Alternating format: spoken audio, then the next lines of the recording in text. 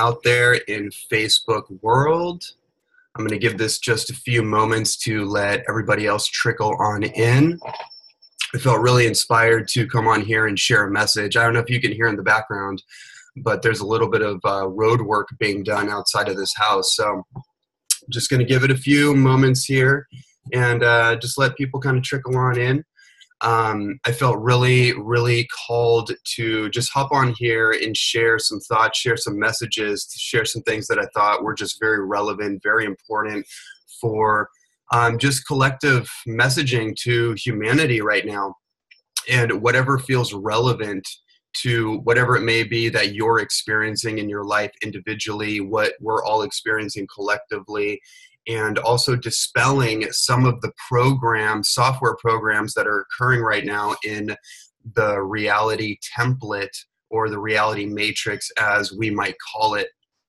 And hope that background noise isn't distracting. Maybe it's only distracting to me, so I'll try to stay focused, which is actually part of my message here, is about presencing ourselves to the present moment in the continuity of the present moment by moment by moment.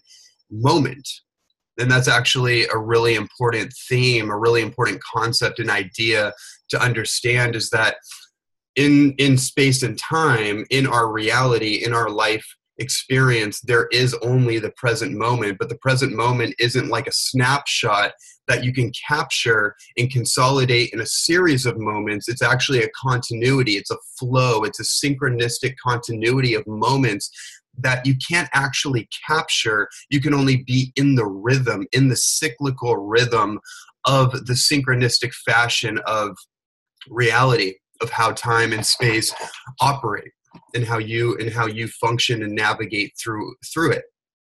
So staying very clear-minded and staying focused on the present moment is absolutely essential right now, and really always, right?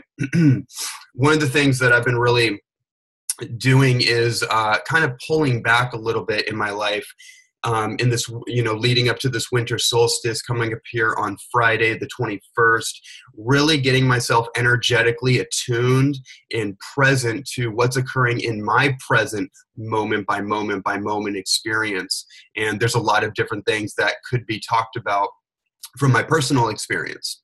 And just what I've been moving through, what I've been sharing a little bit on Facebook, some of my process that I've been navigating through my own evolutionary transition. And that's one of the things too that I'd like to just kind of bring up, is that what we're going through right now, what we have been going through, is a type of evolutionary pressure, if you will. And some people are feeling it more than others. Some people are feeling more psychic awakenings. Some people are feeling more empathetic sensitivity. Some people are just feeling a lot more than they used to before, because what's essentially occurring for a lot of people is that as you go through certain transformations, as you awaken to your own sensitivity, because in our society, we have become desensitized. We have become essentially armored. And so that armoring keeps us away from our sensitivities. It buffers the sensitivities that we inherently have, our innate sensitivity, and it keeps us from feeling, right? So in our society, we have all kinds of coping mechanisms that are used to tranquilize our sensitivities to essentially the feelings that we may not want to feel, whether those feelings are doubt, fear, shame, worry, pain, childhood wounding, ancestral trauma, whatever it may be, those uncomfortable feelings that we may not know how to deal with, process, the mind can't quite get a handle on. We don't have a mental reference for where these feelings and these sensitivities are coming from, so we're not quite sure what to do with them. We don't have the proper facilitation. Maybe we don't necessarily have a guide or someone to support us with it.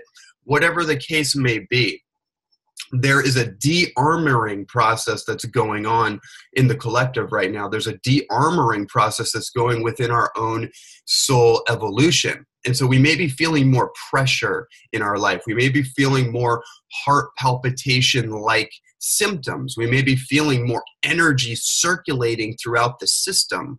And so as you go through this process, it's important to gain a mental reference for what's going on, because a lot of people are checking out right now on the planet. I've had a number of friends that have checked out, whether they've checked out because they had some kind of persistent malignant cancer that either they didn't know about or they were hiding in secret, and then all of a sudden it proliferated and it took them out. Or I've noticed a more increasing rate of suicide and extreme bouts of depression, subclinical and otherwise, in people being taken out by essentially the darkness from within and the darkness without, that has essentially taken over that person's ability to function, their ability to generate innate inspiration, to pursue the what's the term I like to use?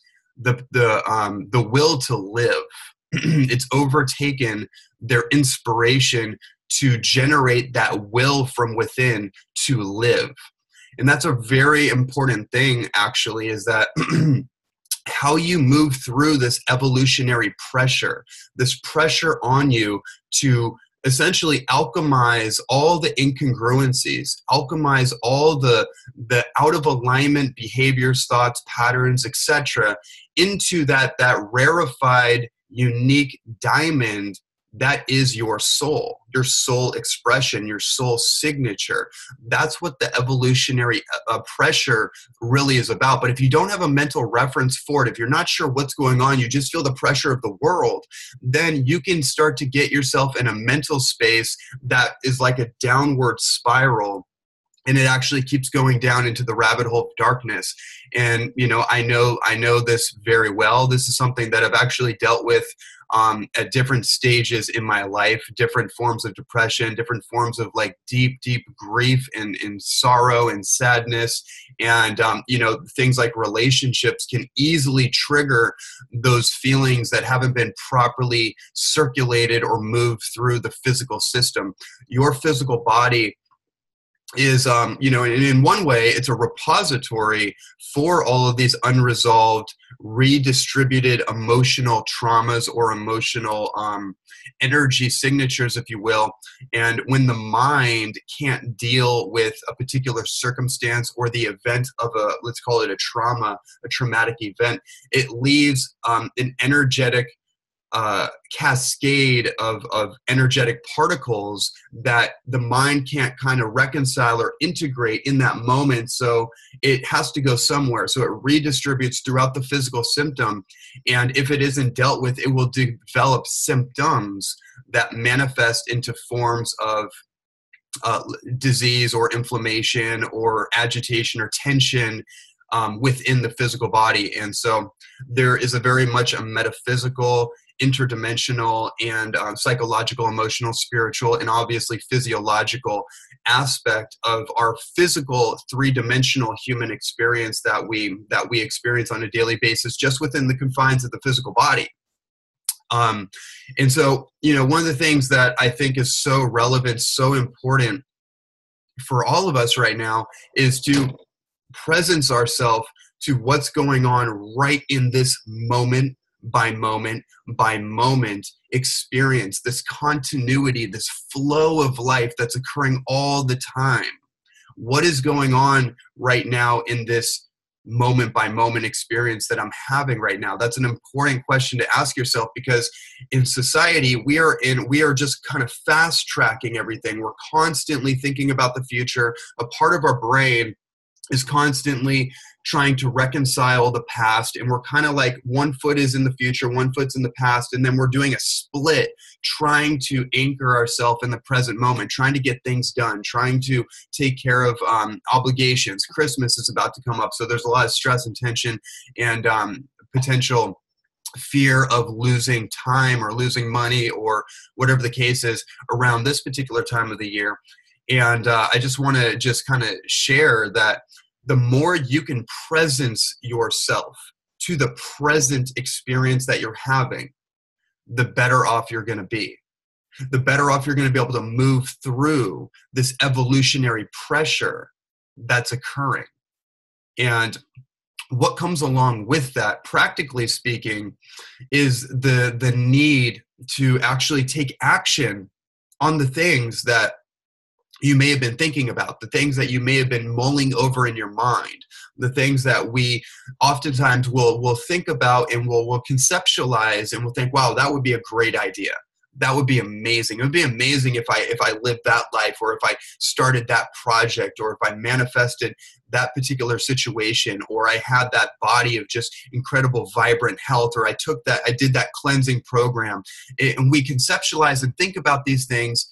And we're actually creating a potential timeline, a potential probability timeline that can create the possibility for that thing that we're thinking about. However, if we don't translate the thought into action, into our behavior, then it's not actually going to happen. And one of the things that does occur when we're thinking about things, where we're in the kind of ethers of the mind and we're having emotional stimulation and we're thinking about like, wow, that would be amazing, but we don't act on it, we actually create a sense of disbelief in ourselves. And this is one of the biggest challenges that I see people go through. This is something I've been working with a lot of my private clients on lately, is reconciling the disbelief in themselves, right? We might look at this as like, not having a lot of confidence. Well, why don't people have a lot of confidence? What is that about? Well, essentially, they've chipped away at their confidence because they've made commitments that they haven't followed through on. It's just like a relationship with someone else. If you're in a relationship, a business relationship, a friendship, if you keep telling that person you're going to do something, but you don't follow through, you don't show up for it, then is that person going to believe in you? Are they going to trust you? And the answer is obviously no. If somebody doesn't honor their commitments to you, are you gonna keep showing up for them? Are you gonna actually believe and trust them? No, obviously not. Well, we need to now look at ourselves. What commitments, what ideas, what things have we told ourselves that we were gonna do? What agreements have we made to ourselves that we're not following through on?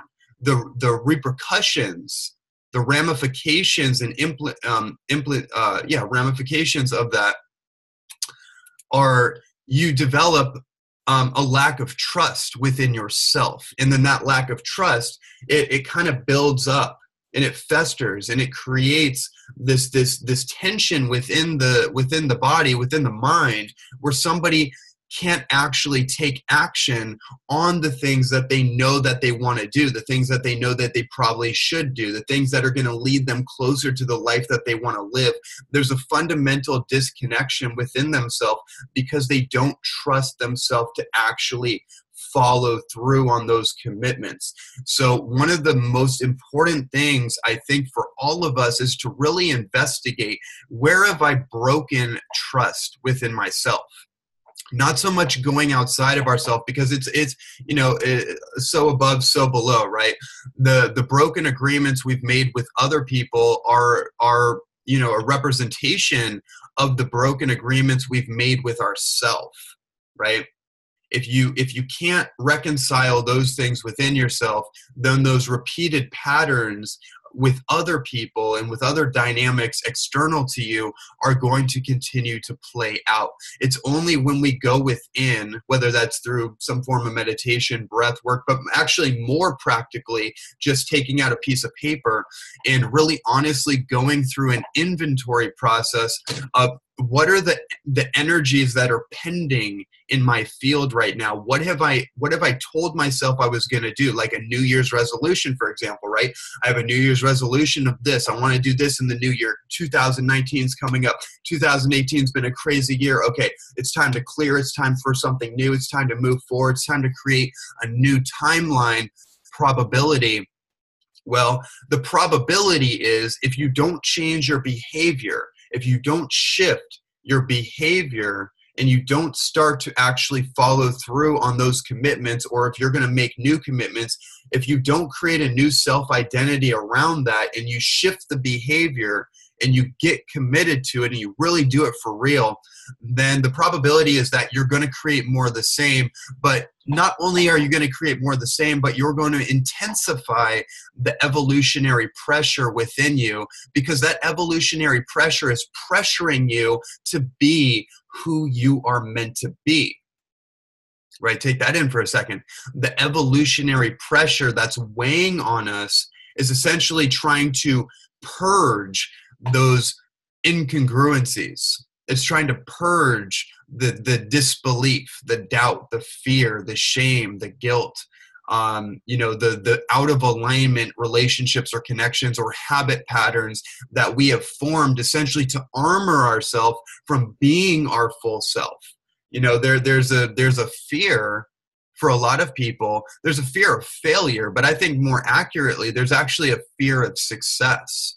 There's a fear of being our full self, our full, authentic, unbridled, untamed, wild, ecstatic, natural self, because we've been so disconnected from the natural world for so long that we don't even know what nature really is. We don't even know what the cycles of nature are, and the lunar cycles of the waning and the waxing moon, the full moon and the new moon, and how these cosmological energies are influencing our inner energies, our hormone cycles, our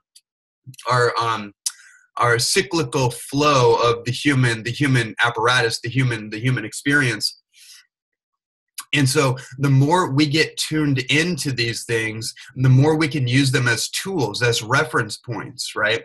But we have to be willing to change the operating system. We have to be willing to, here's one for you, we have to be willing to suspend disbelief. And this is important because this gets back to developing trust within ourselves. If you're going to pioneer the future paradigms of the world, and you're going to truly fulfill your human potential on this planet, and you're going to do all that you came here to do, and you're going to be that beneficial presence on the planet, then one thing you have to do is develop radical, unshakable trust within yourself. When you develop that trust within yourself, then you develop unshakable, unbreakable confidence within yourself. But again, just like a relationship, if that trust has been chipped away and it's been broken down by the lack of follow through in your agreements and your commitments with another person, that confidence in that relationship is going to break down, right?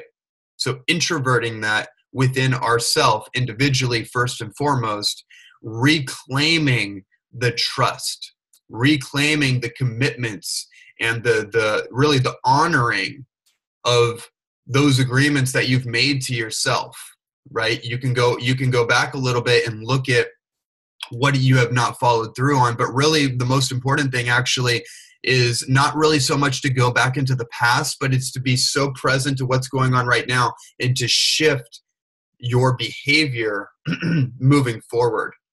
So practically speaking, if you want to start a new project, if you want to start a new relationship, or you want to mend a relationship, or you want to move forward in a particular direction in your life, you want to do that cleanse, you want to do whatever it is, then you have to shift your behavior in that direction, right? You have to really understand the timeline principle of the quantum reality that we're in, and how we can actually create the create the new timelines that we seek to experience. If you have 3 or 4 or 5 different loops open up in your mind, and so your energy is kind of dispersed among, okay, there's this timeline, there's this timeline, there's this timeline, there's this timeline. You're dating like 4 or 5 different people. You got like 3, 4, 5 different projects going on. You got all these different things, and you're just keeping yourself busy. Then what ends up happening is your energy gets dispersed and really individuated in different directions. So you don't have your full capacity to commit to 1 or 2 essential priorities that are going to create the ultimate timeline possibility, the ultimate life that you want to live.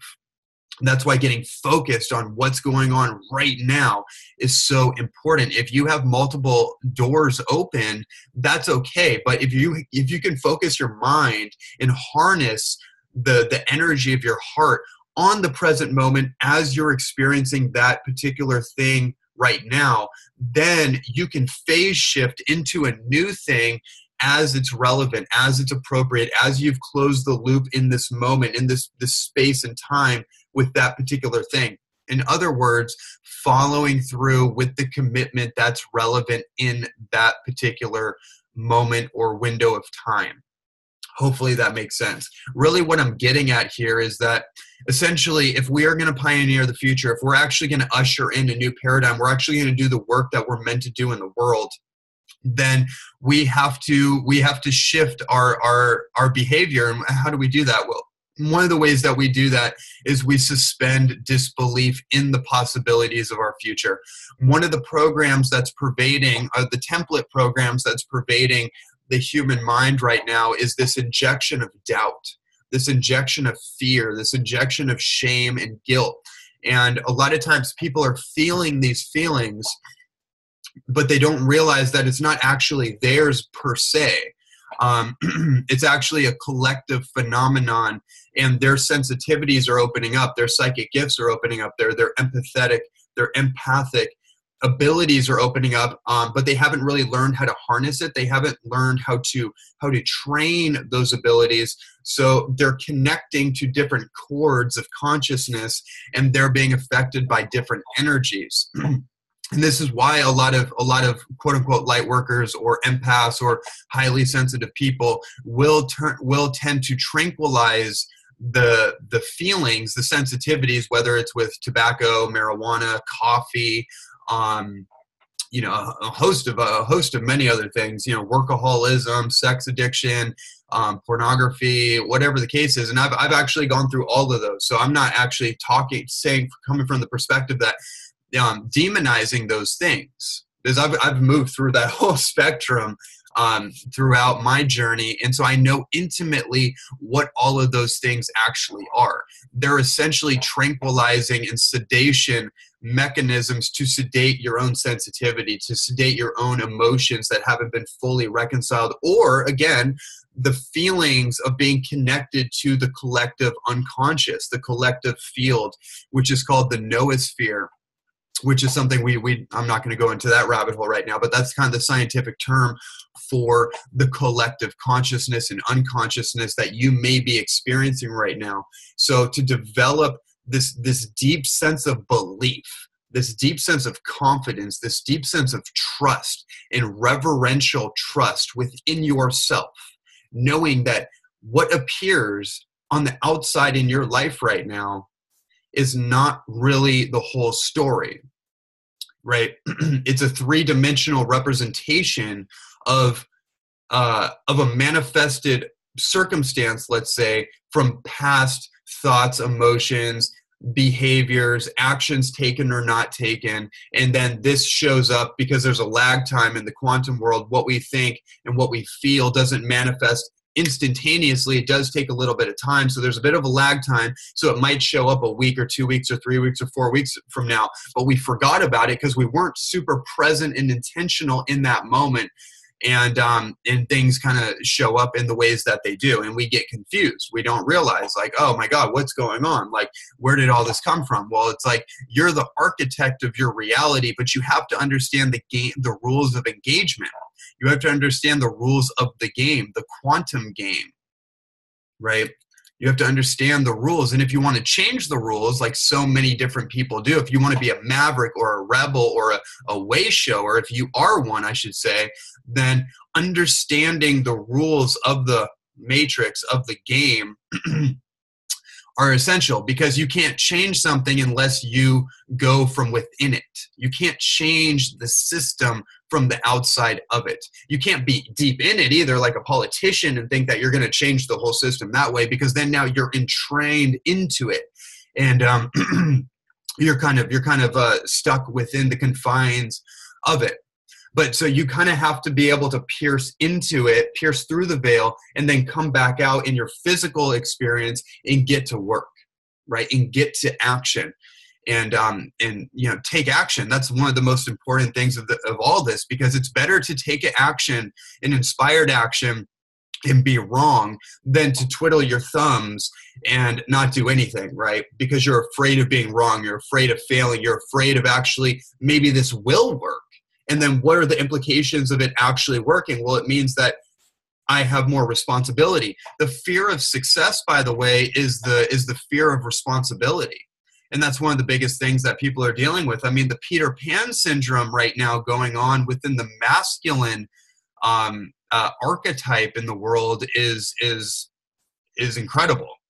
I don't mean incredible in a positive way. I mean, it's flabbergasting. It's unbelievable. I mean, I've seen that within myself as well. But to see 40 and 50-year-old men who are basically avoiding responsibility as much as they can. I don't mean like being like financially successful and having a career. That's not what I mean by successful or by responsibility. I mean like actually showing up for your intrinsic masculine responsibilities, whether that's as a father, that's as a partner, as a husband, as a spouse, as somebody who actually is archetypically designed to be a protector of the feminine archetype in the world. And the feminine archetype, of course, is that procreative, creative essence that births life to everything, that gives life to everything, that wild, untamed essence, that spark of divinity, that creative essence. And the masculine really is like a protector. It's a facilitator. It's a container holder for the feminine emergence that's happening in the world. But the Peter Pan syndrome is so deep in so many masculine psychologies right now, where men are literally fighting tooth and nail to avoid their archetypical responsibility. And so that creates this cognitive dissonance, that creates this psychological split where, men really aren't men anymore. And that has all kinds of implications on hormones and different things of that nature, which I won't go down that rabbit hole right now. But yeah, so anyways, back to this point, the evolutionary pressure is ultimately about taking responsibility, because that pressure is going to keep building up as long as you stay inauthentic. And inauthentic doesn't mean that you're a liar. It doesn't mean that you're a manipulator. It means that you're not being authentic to your soul destiny. It means that you know that there's something inside of you that's beckoning you. It's calling you to come out. But for some reason, you keep suppressing it for reasons known and unknown, right? That evolutionary pressure is pressuring you to actually wake up. But not just wake up like in a psychedelic experience where you wake up and you start to perceive reality and dimensional layers of reality and what lies beyond the veil, and connecting with your soul intelligence in a different way. For a lot of people, that actually is an escape from the practicality and the responsibilities of their daily life. And it's a great experience. I think it's part of the human experience. I think the psychedelic experience is an important part of the human experience. Whether you just traverse that once or twice in your life, or it becomes more of a path, or it's just something that you understand as part of this reality, as part of this human experience, whether you ever do that or not. But it's not just about that, right? It's really, I lost my train of thought there for a second. It's really taking full ownership of your human incarnation. It's really taking full ownership of every aspect of your life, not from the place of blaming yourself, again, because we're not trying to repair the past so much unless it's relevant to the future. We're trying to reinvent, or not reinvent, but we're trying to recreate timelines that are more advantageous, that are more in alignment to what's truly authentic for us. And that was kind of the point that was kind of the train of thought that I was on right now about authenticity, right? Being authentic is really about honoring your incarnation. It's about honoring your soul destiny, why you were born, why you were put on this planet, why you're here. Good question to ask yourself. Better to actually act upon it and discover it upon the path, though, right? And that's really the ultimate message here too, is that, suspend your disbelief in your own potential. suspend your disbelief in your vision or your dream. Just put it off to the side for a little bit and start activating that level of belief within yourself by changing the inactive, passive behavior that maybe you have been kind of conditioned into, or you just got into a habit of not really taking action on the things that were calling you. Start to suspend your disbelief and start to make agreements with yourself that you can actually follow through on, no matter how small or how big. Set up practical goals for yourself. 1 month, 2 month, 3 month goals. And these goals are more ways of being goals than they are what I'm going to get or receive type of goals.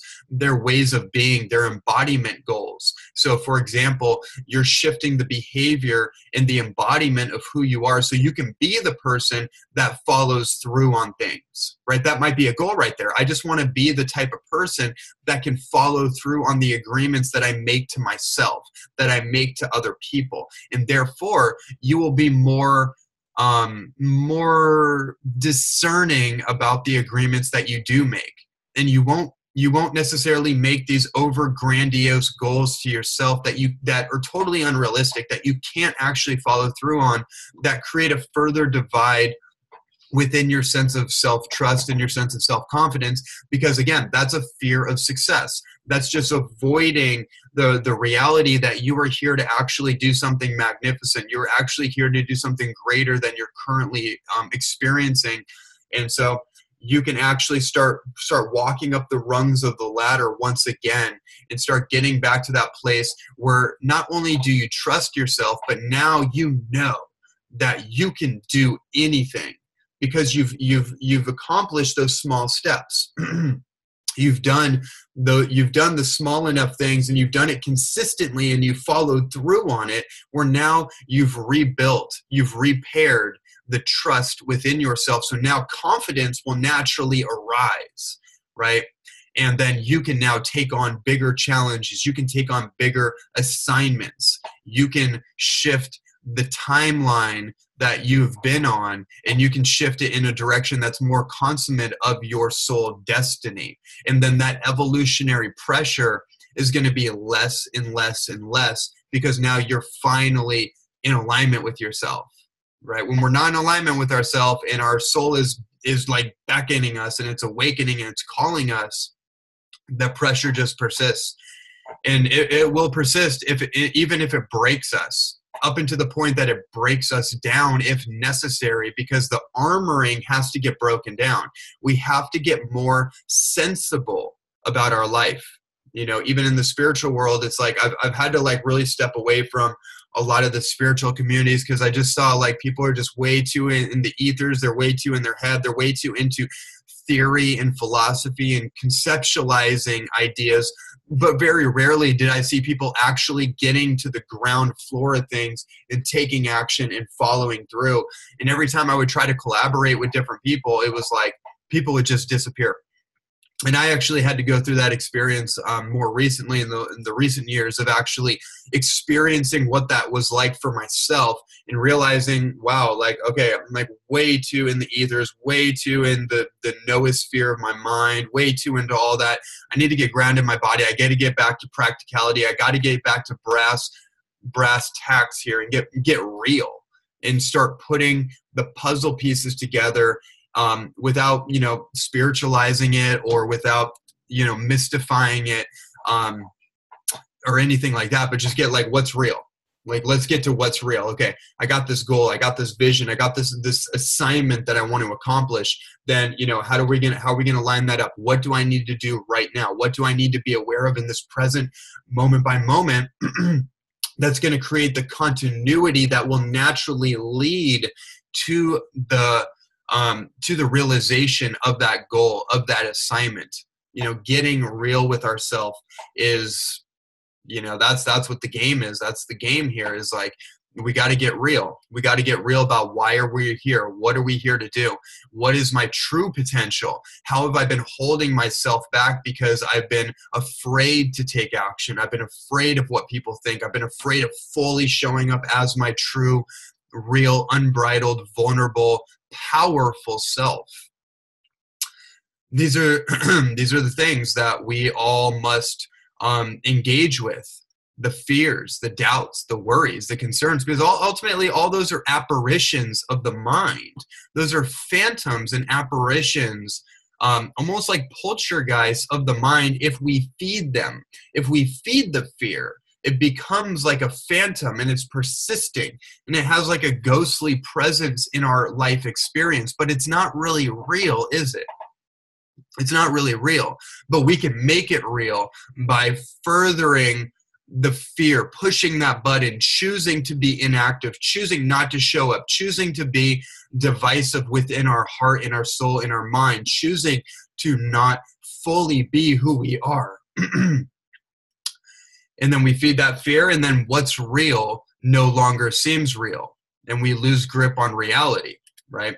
And this happens in a multitude of different ways. You know, people that are in corporate situations, and then they're just working. In the materialistic paradigm, they think they are in what's real because it appears to be real, but that's just as much of an illusion as somebody that's going off and disconnecting from the world and just living in the ethers as well, right? So it's like the middle path. How do we, like the Buddha talked about, how do we ride the middle path? And how do we stay even keel, no matter what's going on over here, what's going on over here? How do we harness our internal power and our solidarity and our embodied presence? How do we harness that to stay in the middle path so we can harness the power of both sides of the spectrum and be a full, complete, capable, embodied human being? And we can make true progress in the world. We can do something of true value, true merit, and leave a legacy for the generations to come, right? So that is my message for you. That this was all just kind of off the cusp, a little bit of a spontaneous download for all of you. Hope this was helpful in some way. It was relevant to your experience, what you're working through right now, what you're going through, and you know, what is it that you want to become? You know, what is it that you want to create for yourself? What is it that you want to create within yourself so you can create for yourself? What is it that you want to embody in your life right now? And for those who really resonate with this message right now, I just want to let you know that in early January, I'm going to be hosting a small group facilitated mentorship program. And it's really going to be focusing on all these principles, the embodiment principle, how to set up a new timeline for yourself, how to actually embody the highest qualities of yourself from a health perspective, physiological perspective, from a psychologically empowering perspective, an emotional heart awareness perspective, a spiritual perspective, etc., etc. That program is going to be a very small container of people. We're talking about 6 to 8. We already have a few people that are getting involved. If that's something that really resonates with you, reach out to me in a private message. I would be more than happy to connect with you about that if that really resonates with you, and to support you in your journey of healing, in your journey of transformation, in your journey of embodying the true, authentic, virtuous qualities of who you really are. Because honestly, we don't have time to wait anymore. 2020 is going to be a very, very important year in the ultimate timeline of humanity. And each one of us is an important role player in what's taking place in ushering in the new paradigm, ushering in the kind of this new sense of what life can be on this planet, and for each and every one of us, and what we're going to be laying down the foundation for future generations. You know, because that's really what this all comes down to. It's like, why leave a legacy if you don't believe that there's going to be future generations that can take advantage and benefit from the legacy? And that's part of the disbelief program, is a lot of people think that it's all doom and gloom. So there isn't going to be a world left for our children and their children. So it's like, why try? Why even try? Well, that's what we need to overcome within ourselves, that disbelief in the prosperity of a future worth living. And so once you tap into that, you tap into your divine intelligence, and you dispel the fear spell and the doubt then you start to realize like this thing is going to keep on going. It's going to keep on going. And instead of being fatalistic about it, I might as well try. I might as well give my best because I'm alive. I'm on the planet right now.